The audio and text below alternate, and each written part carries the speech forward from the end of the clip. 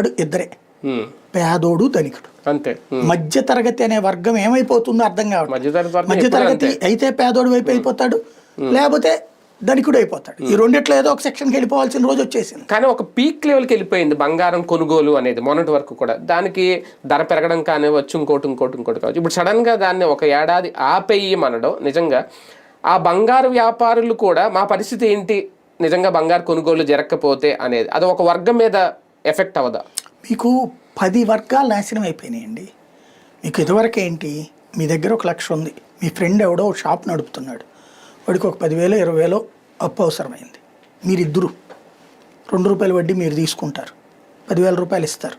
వాడి వ్యాపారం టర్నోవర్ నడుస్తుంది. వాడు సరుకులు కొంటాడు డీలర్ దగ్గర, ఆ డీలర్ హోల్సేలర్ దగ్గర. ఇట్లాగా ఒక ప్లాట్ఫామ్ నడిచింది. చిన్న చిన్న వ్యాపారాలు పెట్టిస్తారు మీరు.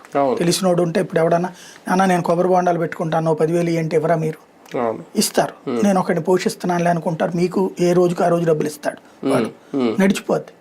కానీ బంగారం అనే దాంట్లో ఏంటి, మనం ఈ రొటేషన్ మొత్తం ఆపేసాం.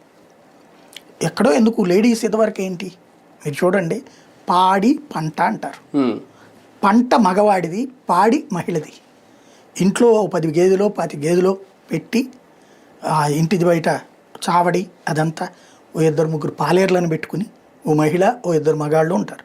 మహిళ ఇంటి పనులు చూస్తుంది, మగాడు అవన్నీ చూస్తాడు, గేదె తీసుకెళ్ళటం అవన్నీ. వీళ్ళందరికీ